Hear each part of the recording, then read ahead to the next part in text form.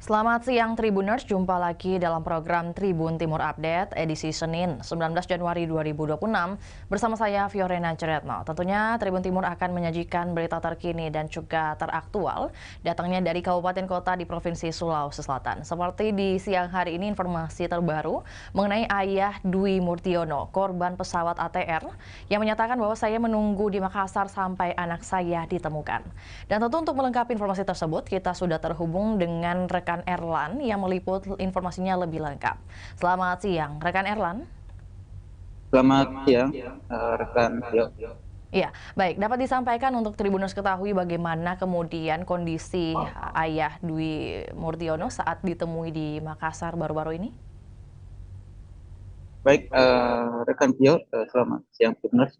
Benar sekali yang disampaikan oleh rekan kami Tio bahwasanya salah satu keluarga korban dari pesawat ATR 42500 itu menyambangi kota Makassar pada Senin kali Minggu malam kemarin. Salah satunya itu adalah kru dari pesawat ATR 42500 atau bagian dari teknisi dari pesawat ATR 42500. Dan salah satu keluarganya ini adalah yang datang langsung adalah ayah dari Dwi Murjono yang atas nama Pak Bambang Pukwanto ya, yang jauh-jauh datang bertolak dari kota Malang ke kota Makassar sejak kemarin. Jadi ayah dari Dwi uh, Murjono ini mulai berangkat meninggalkan kota Malang pada pukul 2 waktu WIB, kemudian tiba di kota Makassar itu pada malam harinya. Setelah itu Bambang bertolak dari Bandar Sultan Hasanuddin menuju ke kantor uh, uh, uh, Dokes Polda Sulawesi Selatan yang beralamat di Jalan Kumala, Kecamatan Tamalate, Kota Makassar. Nah, kedatangan ayah dari Dwi Mas Jono ini didampingi oleh anaknya ya, yang tak lain merupakan saudara kandung dari Dwi atas nama Tarmisi. Dalam kesempatan itu, ayah dari Dwi ini menjalani pemeriksaan atau tes DNA yang pada nantinya akan dicocokkan dengan DNA dari korban bila mana sudah ditemukan. Dan perlu kami sampaikan juga Tribuners bahwa ini sudah memasuki hari ketiga pencarian 9 korban yang ini belum ditemukan, dan saat ini sudah ada satu korban yang sudah ditemukan oleh pihak SAR gabungan juga dibantu TNI dan Polri. Namun identitas dari korban itu belum diungkap karena nantinya akan dibawa ke rumah sakit Bayangkara Kota Makassar. Kampil. Rekan Erlan, apakah ada informasi juga yang disampaikan oleh Pak Bambang, ayah dari Dwi, mengenai siapa yang pertama kali menyampaikan informasi hilangnya anak Pak Bambang, kemudian kapan pertama kali Pak Bambang ini mengetahui informasi tersebut? Baik, rekan Pio. Jadi ayah dari Dwi Mudiono ini mengetahui kabar itu melalui rekannya sendiri yang pada waktu hari kejadian, mana siangnya itu dikabari langsung oleh salah satu rekannya yang mengatakan bahwa anaknya itu salah satu kru yang berada dalam pesawat ATR 42500 yang dinyatakan hilang kontak ya pada Sabtu lalu. Dan setelah itu sang ayah sempat mengkontak sang anak terkait keberadaannya, namun memang HP atau telepon dari sang anak itu tidak bisa aktif lagi. Nah, selanjutnya setelah itu sang ayah hanya menunggu kabar baik dari pihak maskapai maupun lewat dari pemberitaan yang beredar luas. Nah, setelah itu Bambang ini mendapat informasi bahwa disarankan untuk ke Kota Makassar untuk melakukan pemeriksaan atau sampel DNA, dan pada akhirnya dia bertolak dari Malang didampingi sang anak, dan juga bertolak langsung ke kantor Bidokes Polda Sulawesi Selatan pada malam kemarin. Jadi dia sekiranya tiba di Bidokes itu jam pukul 10 malam. Kurang Baik, dan lebih pemeriksaan ya, itu baik. ada sekira 2 jam. Terampil. Iya, baik. Rekan Erlan, pasca kemudian sudah ada pengambilan sampel dan juga pencocokan DNA, apakah ada alasan begitu yang kemudian Anda himpun mengenai alasan Pak Bambang memilih untuk tetap menunggu di Kota Makassar sampai dengan saat ini? Jadi rekan Pio, kami sempat diskusi langsung dari Tribun Timur, diskusi langsung dengan Pak Bambang, ayah dari Dwi. Ini kurang lebih itu sekira 10 menit, dan beliau curhat terkait sosok sang anak. Salah satunya yang disampaikan oleh sang ayah bahwa Dwi ini memang pernah curhat kepada sang ayah, dan perlu kami sampaikan juga bahwa ternyata Bambang ini adalah pernah kerja juga sebagai bagian teknisi dari pesawat, dan ini diteruskan langsung oleh Dwi. Jadi dari 4 total bersaudara dari Dwi, Dwi adalah anak pertama dan satu-satunya dari 4 bersaudaranya itu yang meneruskan jejak karir sang ayah. Dan Dwi, menurut pernyataan dari sang ayah, sempat pernah curhat ke sang ayahnya terkait dengan was-was ketika terkait dengan profesinya saat ini. Namun sang ayah menyarankan kepada memberikan saran kepada sang anak bahwa itu adalah rezekimu, dan juga jalani dengan suka hati. Karena di samping itu tuntutan dari ekonomi juga, atau desakan dari ekonomi juga yang haruskan Dwi ini menjalani profesi itu sebagai bagian dari teknis pesawat. Untuk informasi mengenai Pak Bambang sendiri, apakah sampai dengan saat ini masih juga berprofesi sama dengan Dwi, atau juga mungkin sudah pensiun mengingat umur dari orang tua Dwi ini? Jadi Pak Bambang ini memulai karir ini sejak muda, dan pasca COVID-19 pada tahun 2019 yang lalu itu sudah pensiun, karena mengingat pandemi dan juga mengingat umurnya yang sudah tak muda lagi. Sehingga karir itu juga dilanjutkan atau ditekuni juga oleh sang anak. Dan juga rekan yang kami sampaikan juga sejak kedatangan Bambang kemarin itu bisa kita lihat saja di depan layar bahwa sejak memasuki lantai 2 di gedung Bidokes Polda Sulawesi Selatan, tampak wajah dari Bambang ini tak kuasa menahan haru tangis melihat anaknya yang menjadi salah satu korban dari pesawat ATR 42500 yang dinyatakan menabrak pegunungan Bus Kabupaten Pangkep, Sulawesi Selatan pada Sabtu lalu.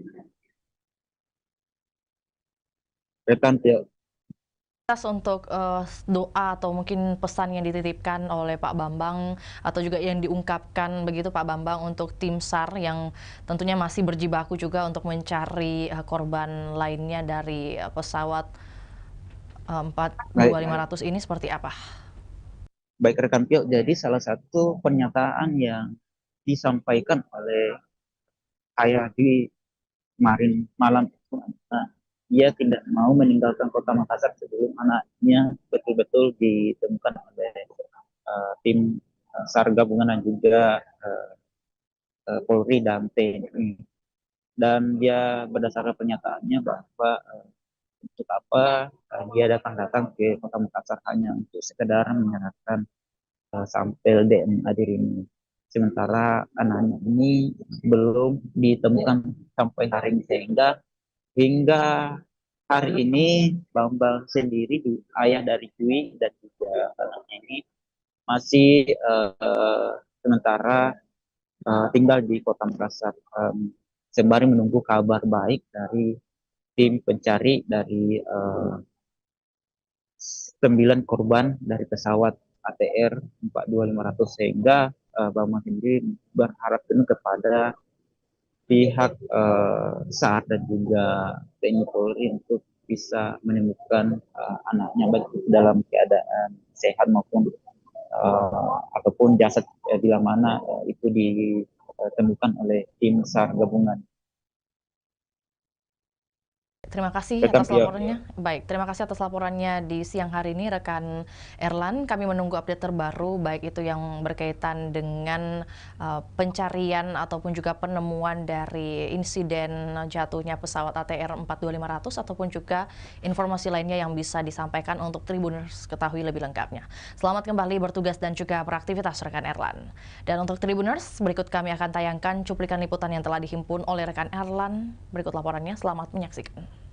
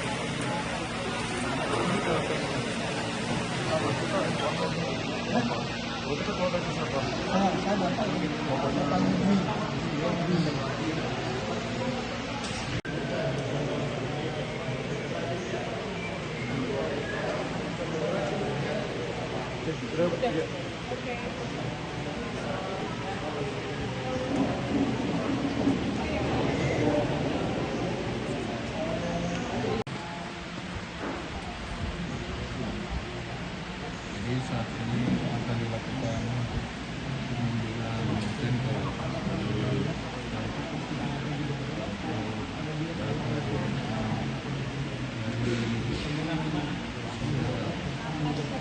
kakak dari salah satu penumpang atau kru pesawat ATR 42500.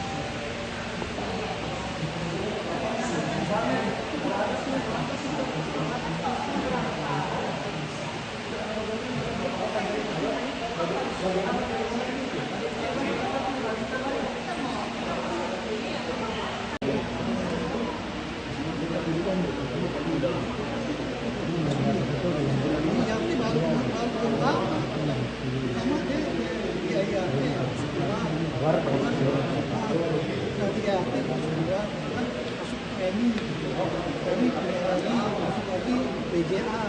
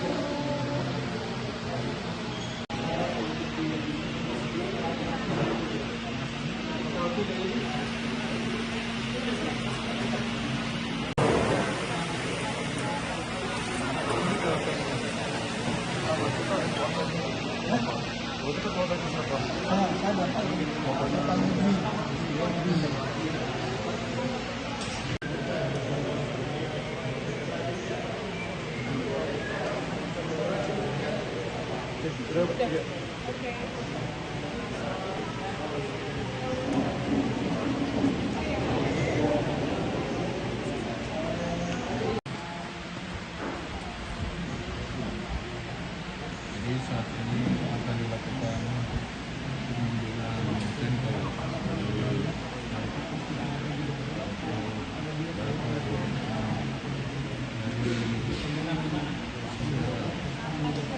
akak dari salah satu penumpang atau kru pesawat PTR 4500.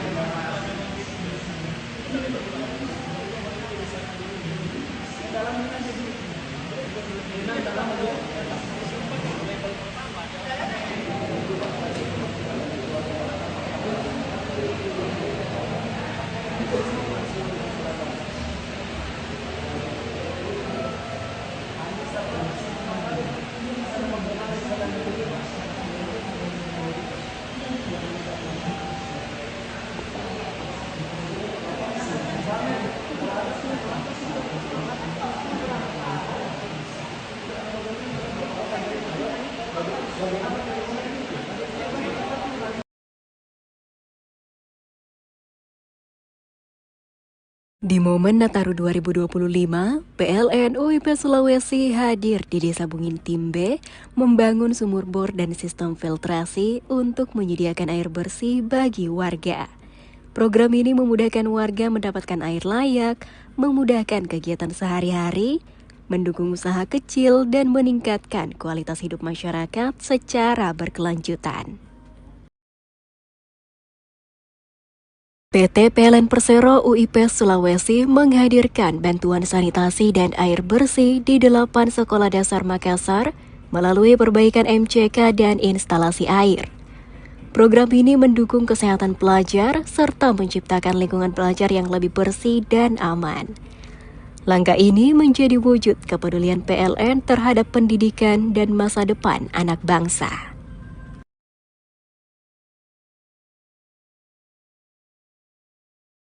PLN UIP Sulawesi menyelesaikan pembangunan GI 150 kV Marisa dan SUTT Marisa GSM sebagai langkah strategis mendukung hilirisasi industri di Kabupaten Pohuwato, Gorontalo. Infrastruktur ini memastikan pasokan listrik tetap andal, mendorong pertumbuhan ekonomi, membuka peluang usaha dan lapangan kerja, serta memberi manfaat berkelanjutan bagi masyarakat secara nyata. PLN UIP Sulawesi menanam 7.000 bibit mangrove di pesisir Tamalatea, Kabupaten Jeneponto. Upaya ini menjadi langkah nyata dalam menjaga lingkungan sekaligus melindungi pantai dari ancaman abrasi. Bersama pemerintah daerah dan masyarakat setempat, PLN berharap aksi ini dapat memberikan manfaat jangka panjang bagi masyarakat Jeneponto.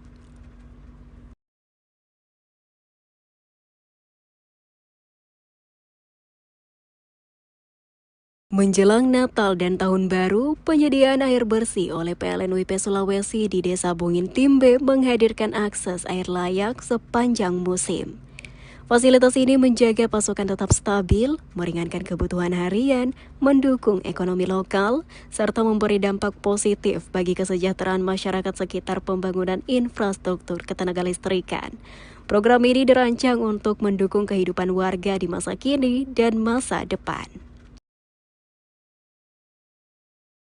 Menjelang Natal dan Tahun Baru, PLN UIP Sulawesi merampungkan kartu induk 150 kV Marisa dan jaringan transmisi Marisa GSM.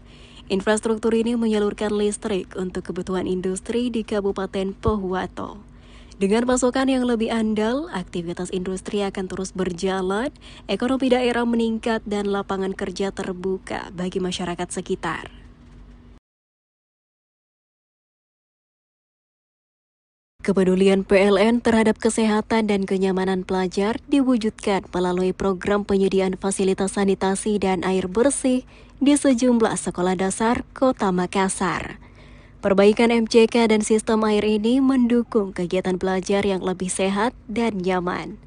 Melalui program ini, PLN hadir mendukung terciptanya lingkungan sekolah yang lebih layak bagi para pelajar.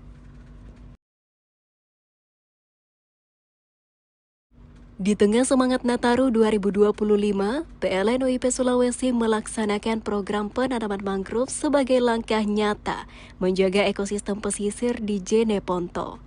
Selain mendukung keanekaragaman hayati, kegiatan ini diharapkan mampu menciptakan lingkungan yang lebih aman, hijau dan berkelanjutan bagi masyarakat sekitar, serta meningkatkan kesadaran bersama untuk menjaga bumi tempat kita tinggal. Download Tribun X sekarang, menghadirkan lokal menjadi Indonesia.